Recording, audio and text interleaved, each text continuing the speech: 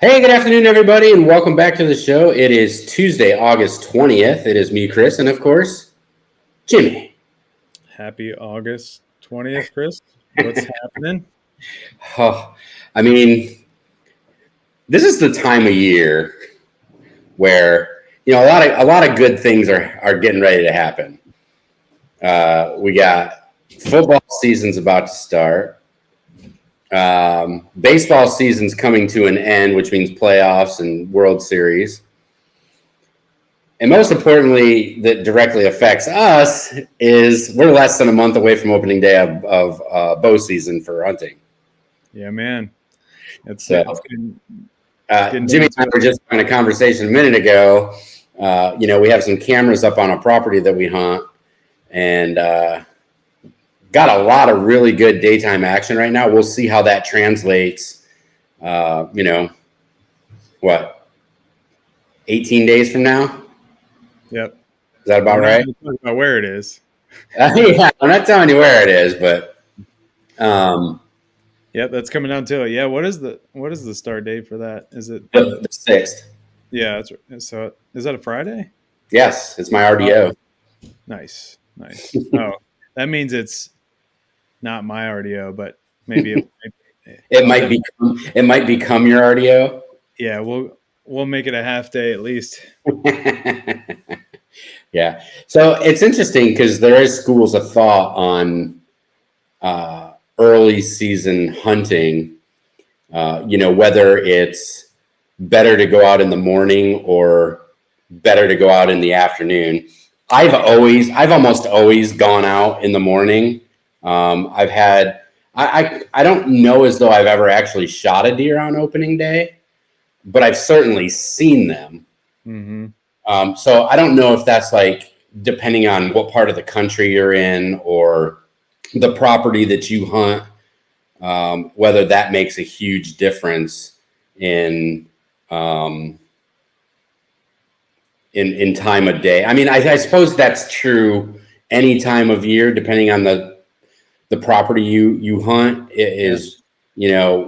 if it's better in the morning, if it's better as a morning spot or as an evening spot. But I mean, I've had success on this property at both, but certainly different at different times of the year.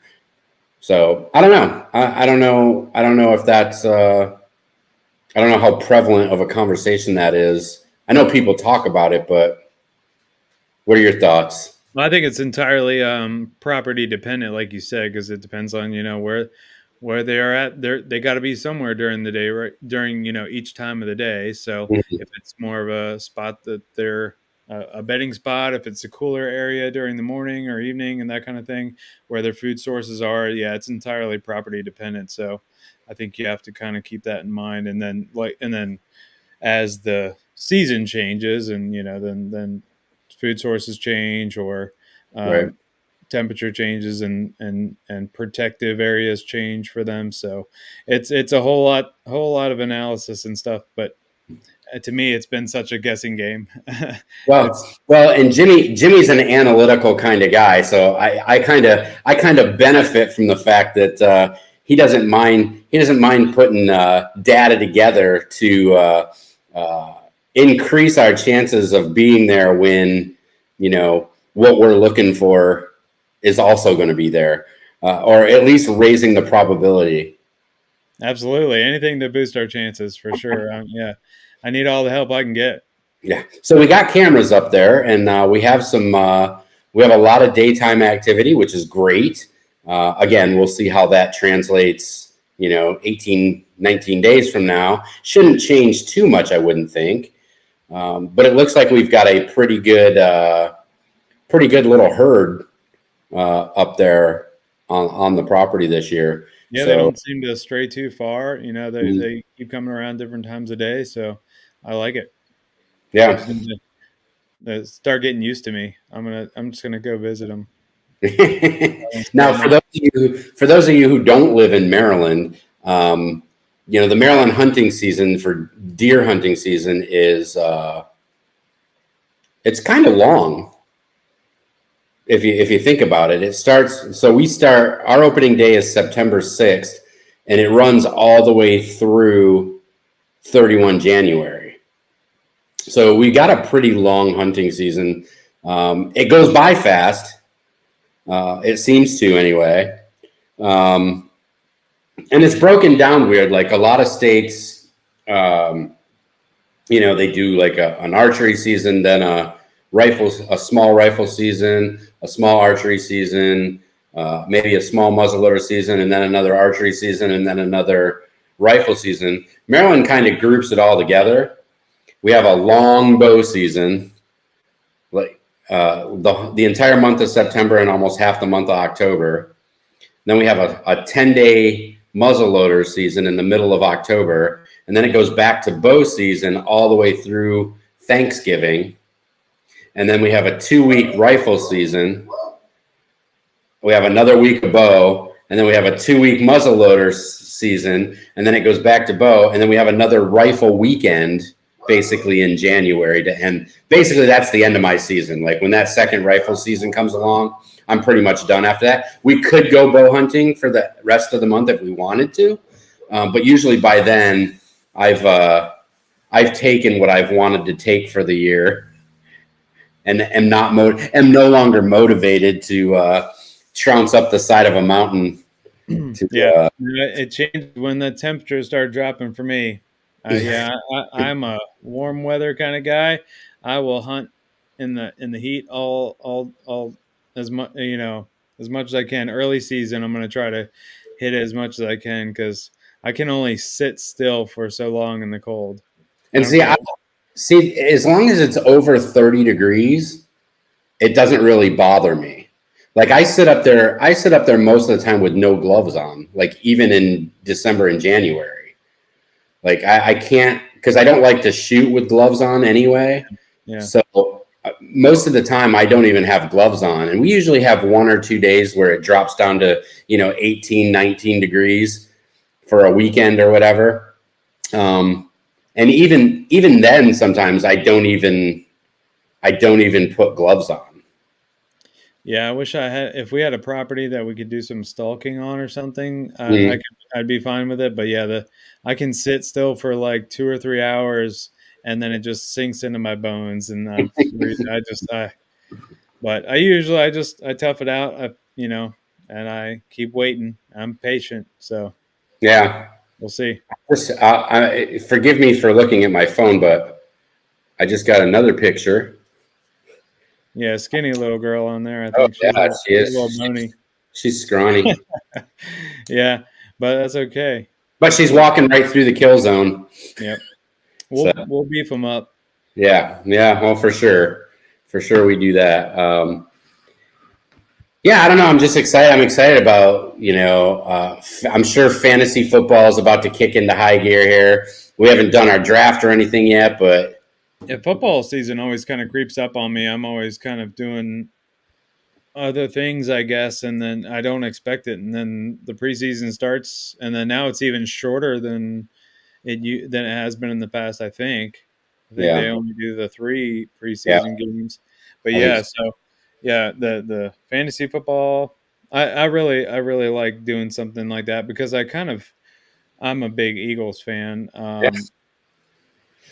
but I've kind of backed off a little bit of my interest in sports. I used to be a much bigger fan, and that was it. But now I kind of just more like the game. I play, play fantasy football and stuff like that. So I have an interest in a bunch of different players on a bunch of different teams, and I realized I don't contribute anything to their success or failure. So I'm tired of being like frustrated and mad for the rest of my day when they lose because something stupid happened or whatever. And even sometimes when they win, if like they don't do very well or it's stressful, I'm like, oh, I can't take it. So I'm much more of a casual fan these days.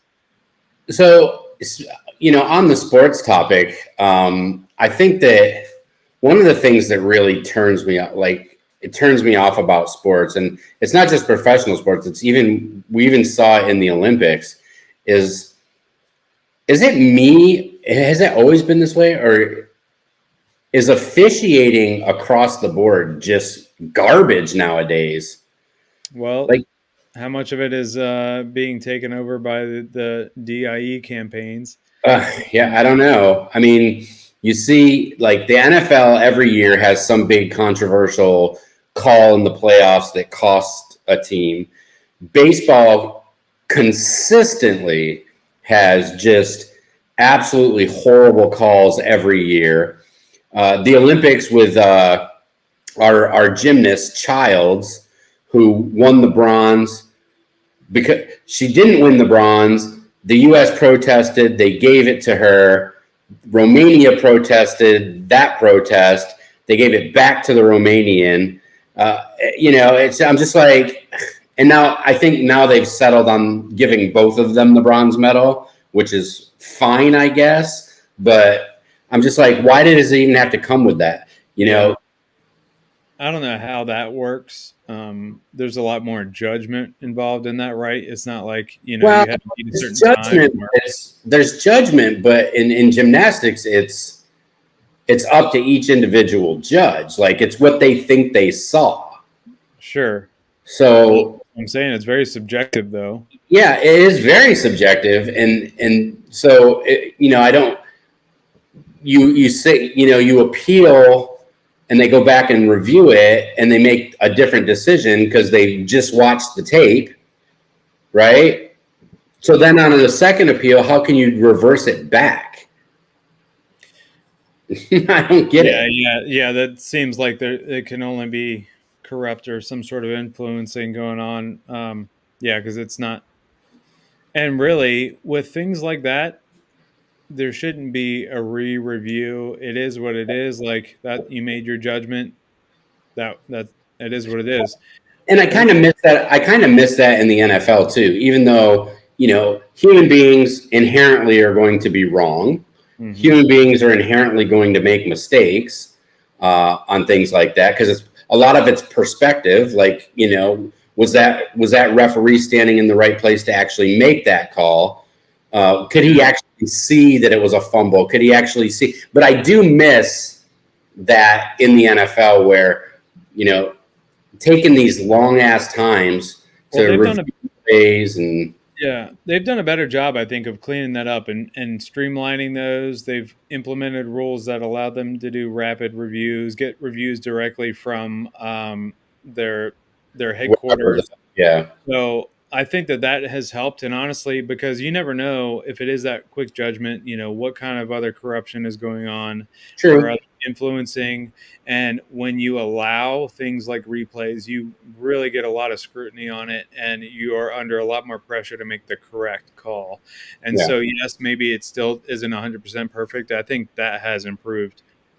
So I kind of wouldn't mind seeing something like that more in baseball. Hmm. Oh, to me has been the worst Well, so because the rule in baseball is the umpires on the field have absolutely no say in the review process. and not They in the review call, process, right? Yeah. yeah, they call New York, I think and that happens in football. New York 100% makes the call. The issue then becomes the coach, of course, is going to come out and scream at the umpire, and the umpire immediately throws him out because the rule is you can't argue a reversal in Major League Baseball, which is I'm fine with that, Yeah. but Yeah. Well, but to me, it's the softness of the umpires in baseball has been the worst from the top down at every level. I feel like it's not even just the pros, the majors. It's been nuts at how soft they are to throw mm, people out. yeah. Um, Well, because they're not accountable. Like there is absolutely zero accountability to an umpire in baseball. Like there's no, they don't suspend them, they don't fire them, they don't do anything. Yeah, You know, that's the thing. Yeah, there's no repercussions because if I assume there is some sort of review, they do get ratings. And honestly, I think Angel Hernandez was probably fired. It took forever, but he yeah, he they let him resigned. retire. They let him retire, but it was mid-season, early season, right? So I think that Yeah, was it was getting ridiculous. But it was so bad, it was pretty much like he was blind and he yeah. was guessing because it was he would make some egregious calls. But again, it's not even just the missed calls, but it's the softness that bothers me the Yeah. most, because if anybody attempts to question them at all, or even just like looks or shakes their head or gets frustrated, which is reasonable to do, Mhm. they lose their mind and throw people out of the game. Yeah. Like, let's see a bunch of videos of like batters pointing to where the ball was, and they just instantly throw them out, or even more egregious stuff. And Yeah. it's embarrassing, and that you should not know that the umpire is kind of like involved. If that's pretty much a bad sign if the umpire is really involved in the game. Most calls should be obvious, but it should be and the ones that are, you should not have any involvement with the freaking referees. That annoys me. Yeah. Yeah. So it'll be cool. I mean, three good things that are, like I said, three good things that are coming: the NFL, baseball, hunting, Hockey for me. and you're playing hockey. But Yeah, man. is this Saturday your last hockey game? No, so it's my last like it's well like a learn to play thing. So, but Yeah. I've already jumped on a team. So I jumped on a team mid season. So I'm starting one league, and then I'm gonna actually join another league. So I'm Gotcha. diving right in. I haven't read in. Well, Yeah. don't forget, we also have one of our other favorite pastimes this Saturday. We have a gun raffle Oh, boom! That's right. Yeah. right here in town.